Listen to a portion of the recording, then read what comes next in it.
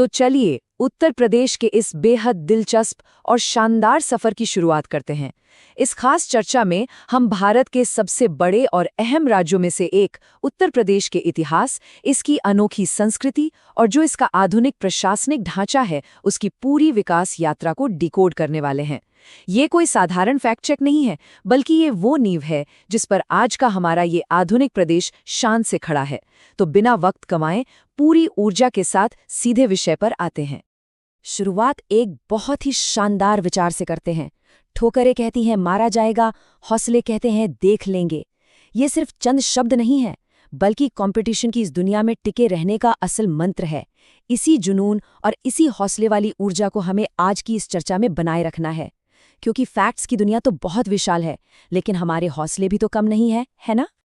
अब ताकि इस सफर में हम अपनी दिशा न भटकें, एक नज़र इस चर्चा के रोड मैप पर डाल लेते हैं। सबसे पहले हम बात करेंगे इतिहास और शिक्षा की, फिर देखेंगे आधुनिक तकनीक और प्रशासन का ढांचा। इसके बाद कृषि और प्राकृतिक संपदा पर चर्चा होगी, फिर जानेंगे यहाँ के उद्योग, कला और संस्कृति के बारे में, और आखिर में बात करेंगे राज्य के पूरे राजनीतिक ढांचे की। तो चलिए बढ़ते हैं पहले हिस्से की तरफ, इतिहास और शिक्षा, प्राचीन काल से लेकर आधुनिकता तक का सफर। अब जरा प्राचीन महाजनपद काल और आज के प्रशासनिक जोन के इस तालमेल को देखिए। ये वाकई हैरान करने वाला है। उस दौर के जो 16 महाजनपद थे, उनमें से 8 तो अकेले आज के उत्तर प्रदेश की सीमाओं के अंदर ही आते थे। पांचाल, कुरु, वत्स, शूरसेन, कौशल, मल, काशी और चेदी, इन सभी का विस्तार आज के मथुरा, अयोध्या, वाराणसी और बुंदेलखंड जैसे इलाकों तक फैला हुआ था। हाँ, अंग महाजनपद जरूर आज की यूपी की सीमाओं से बाहर था। सोचिए, हजारों साल पहले के ये ताकतवर केंद्र आज भी इस राज्य की पहचान का कितना अहम हिस्सा है। और जब प्राचीन काल की इस भव्यता से निकलकर हम आधुनिक शिक्षा के केंद्रों की तरफ आते हैं, तो सबसे पहला नाम उभरता है इलाहाबाद विश्वविद्यालय का। 23 सितंबर 1887 को सर विलियम म्यूर द्वारा स्थापित किया गया ये राज्य का पहला विश्वविद्यालय है। इसकी इंडो-सारस-सोनिक वास्तुकला सच में इसे एक बिल्कुल अलग और शानदार पहचान देती है। इसे बहुत गर्व के साथ पूर्व का ऑक्सफोर्ड भी कहा जाता है। ये सिर्फ एक यूनिवर्सिटी भर नहीं है, बल्कि कई पीढ़ियों के महान विचारकों की जन्मस्थली रही है। शिक्षा की ये मजबूत विरासत केवल एक ही संस्थान तक सीमित नहीं है। राज्य के प्रमुख केंद्रीय विश्वविद्यालयों की लिस्ट भी उतनी ही समृद्ध है। 1916 में स्थापित एशिया का सबसे बड़ा आवासीय विश्वविद्यालय यानी बनारस हिंदू विश्वविद्यालय, और फिर 1920 का अलीगढ़ मुस्लिम विश्वविद्यालय, ये तो ऐतिहासिक स्तंभ हैं ही।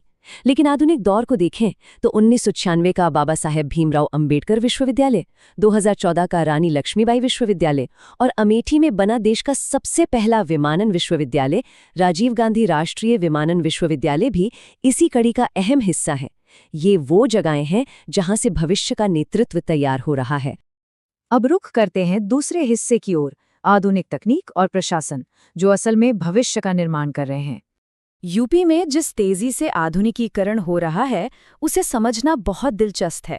देखिए, लखनऊ अब सिर्फ नवाबों का शहर नहीं रह गया है, बल्कि ये देश की पहली एआई सिटी और मैग्नेट सिटी के रूप में तेजी से उभर रहा है।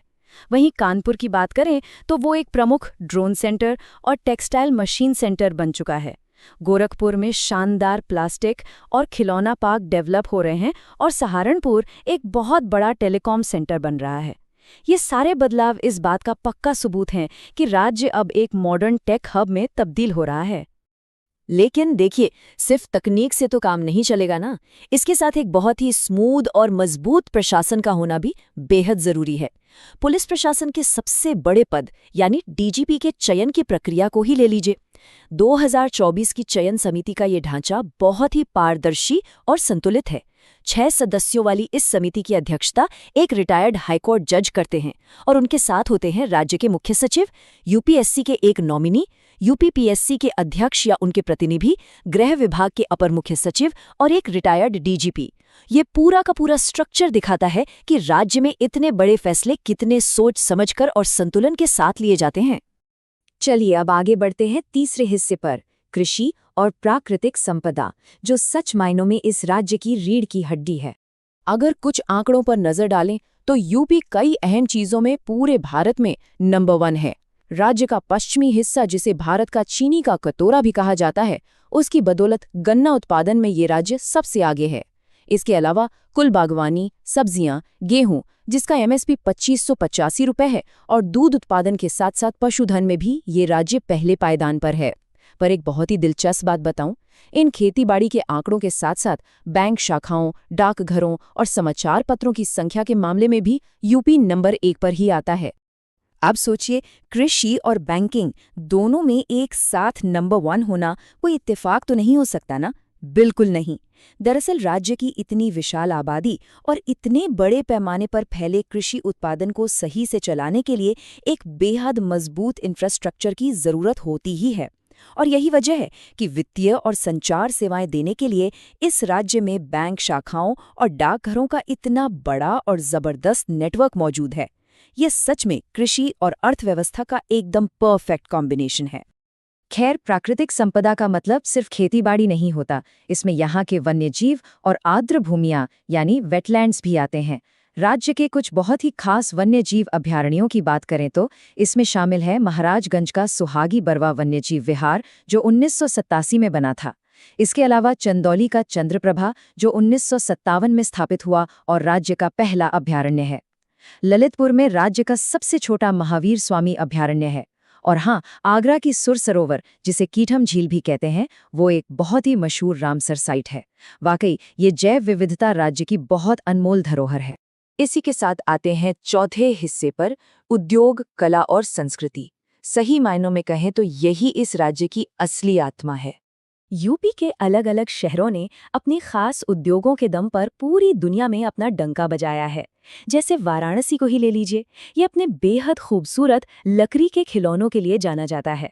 मुरादाबाद के पीतल के काम को तो सब जानते हैं, इसे पीतल नगरी ही कहा जाता है। अलीगढ़ के ताले तो पूरे देश में मशहूर हैं, और लखनऊ की नज़ाकत भरी चिकनकारी कला, उसका तो वाकई कोई जवाब ही नहीं है। वहीं कन्नौज की गलियों से उठने वाली इत्र की वो खुशबू दुनिया भर में महकती है। सच कहूं तो ये सिर्फ उद्योग नहीं है, बल्कि पीढ़ियों से चली आ रही हस्तकला की महान परंपराएं हैं। और इन्हीं परंपराओं और समाज से जन्म लेती है यहाँ की बेहद रंग बिरंगी क्षेत्रीय संस्कृति। जैसे ब्रज क्षेत्र का चरकुला नृत्य, जहाँ सिर पर 108 दीपक रखकर रसिया लोकगीतों की धुन पर शानदार डांस किया जाता है। पूर्वांचल और अवध की बात करें तो वहाँ प्यार और जुदाई पर आधारित बिरहा लोकगीत खूब गाए जाते हैं, और बिहारी यादव को इनका जनक माना जाता है।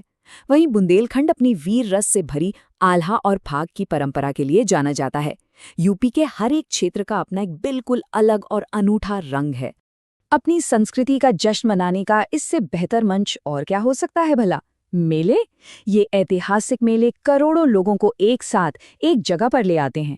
फिर चाहे वो प्रयागराज का विश्व प्रसिद्ध कुंभ मेला हो, मेरठ का अनोखा नौचंदी मेला, सहारनपुर का शाकुंभरी मेला, बलिया का ददरी मेला, गोरखपुर का मशहूर खिचड़ी मेला, या फिर आगरा का बटेश्वर मेला। ये सारे आयोजन सिर्फ व्यापार या मनोरंजन के अड्डे नहीं हैं, बल्कि ये समाज के एक साथ जुड़ने और लोगों की गहरी आस्था के बहुत बड़े प्रतीक हैं।